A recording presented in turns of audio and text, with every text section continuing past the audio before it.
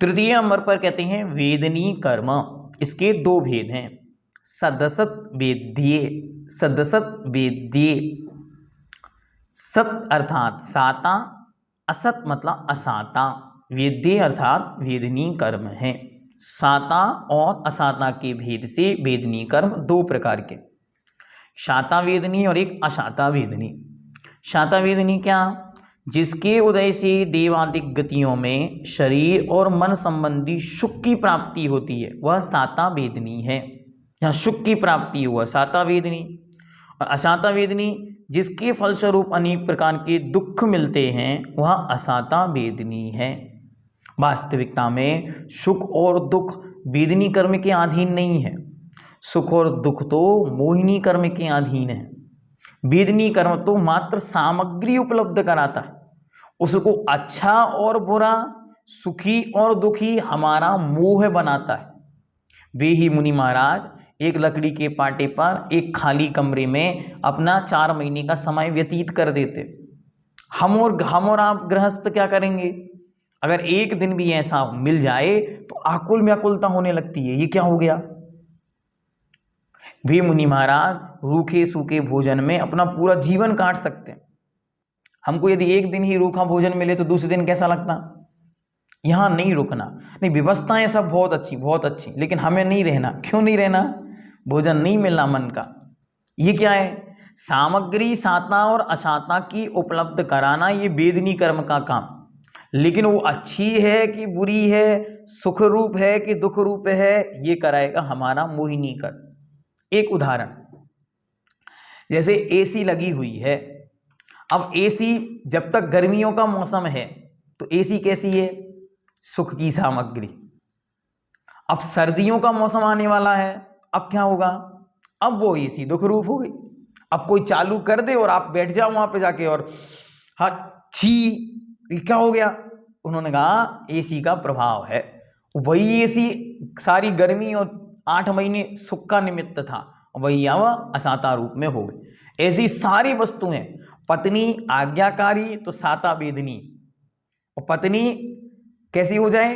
विपरीत हो जाए, आज्ञा का उल्लंघन करने लगे, तो वही असाता वेदनी। तो ये क्या है? ये हमारे मोहिनी कर्म उसके साथ जुड़ता है, सो वो प्रभावकारी दिखलाते।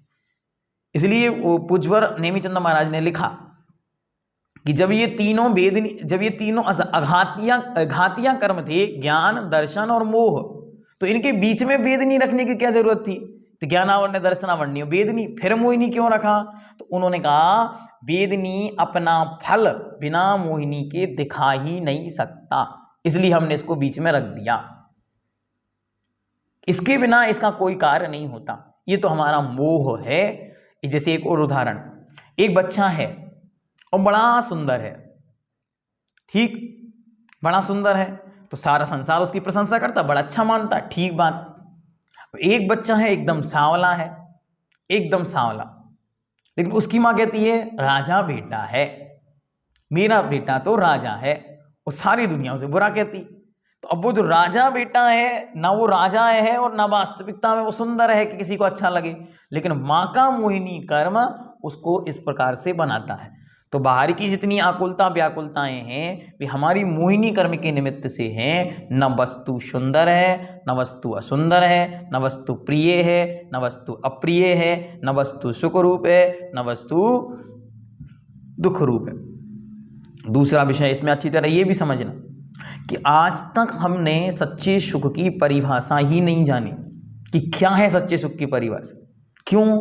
अनादिकाल से हम और आप इसी संसार में हैं, और इस संसार में होने के कारण निरंतर इन्हीं कर्मों के आश्रित बने हुए, और ये कर्म क्या करते हैं? इंद्रिय जन्य सुखों को सुख रूप और इंद्रिय जन्य दुखों को दुख रूप बताते। वही गर्मी अगर आप बाहर निकल जाओ 48-47 टेम्परेचर में, तो शरीर पर फोले बन जाए, इतनी गर्मी लग रही है, और उसी में मजदूर काम करता है, क्या कर रहा है? तो एक ही गर्मी साता है, एक गर्मी असाता है, उसके लिए साता का निमित्त बन रही है, क्योंकि उसको पैसे मिलेंगे काम करने के बाद, और आपके लिए रोग का कारण बन गई, लू लग गई हमको। तो ये क्या है? इसलिए ये वास्तविक सुख जो है उसका अनुभवन आज तक नहीं हुआ, इसीलिए इंद्रिय के सुख, इंद्रियों के विषय, इसके लिए भगवान कुंद देव ने पूज्य ग्रंथराज प्रवचन सार में बहुत विस्तार से समझाया कि ये सारा संसार चक्र के समान इंद्रियों के विषयों से शुरू होता है और चक्र के समान घूमता हुआ वापस पुण्य के निमित्त से फिर शरीर पाकर फिर इंद्रिय के भोगों में लग जाता। ये पूरा चक्र के समान चलता चला जाता। इसलिए इन सुख दुख की सामग्रियों में उलझना नहीं है। अभी तो ये प्राप्त हो तो इनको अच्छी तरह पुण्य पाप फल माही हरक विलखो मत भाई, यह पुद्गल पर जाए उपजी बिनसी थिर नाही। ये दो पुद्गल की जो पर्याय हैं, सुख दुख कैसे हैं? पुद्गल की पर्याय हैं। पाप और पुण्य कर्म के उदय से हैं, शाता साता के उदय से हैं। तो ये क्या होती हैं? उत्पन्न होती हैं, फिर बिनसी नष्ट हो जाती हैं, स्थिर नहीं, ये स्थिर नहीं है। या फिर अगर इसको पंक्ति को ऐसे पढ़ेंगे, उपजी बिनसी फिर उपजाई, तो एक बार उत्पन्न होती हैं फिर नष्ट हो जाती, वापस फिर उत्पन्न हो जाती। भी सुख के साधन बन जाते, भी दुख के कारण बन जाते, अपना अपना निमित्त कारण होता। जैसे कई बार अपन लोग देखते कि वह आपका मित्र था, बड़ी अच्छी मित्रता थी, जब वो आता था तो सुख का अनुभव होता था, बड़ा अच्छा लगता था।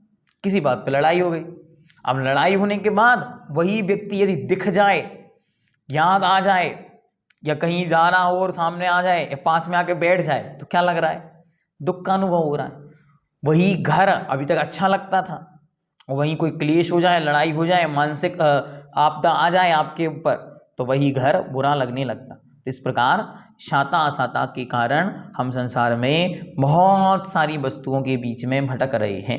अपनी आत्म जागृति के बल से अशाता और साता के निमित्तों से बचते हुए हम अपनी आत्मा के सच्चे सुख की ओर दृष्टिपात करें कि सिद्धों का सुख कैसा होगा। ना के ना कौ कसाम सौख्यम कह के जब स्वर्ग के सुखों की ऐसी तुलना की है, तो सिद्धों का सुख और आत्मा का वास्तविक सुख कैसा होगा? उन्होंने पंक्ति दी कि नाग नरेंद्र अहमिंद के नाही कहो। ऐसा सुख है कि नाग नरेंद्र अहमिंद के भी नहीं कहा जा सकता।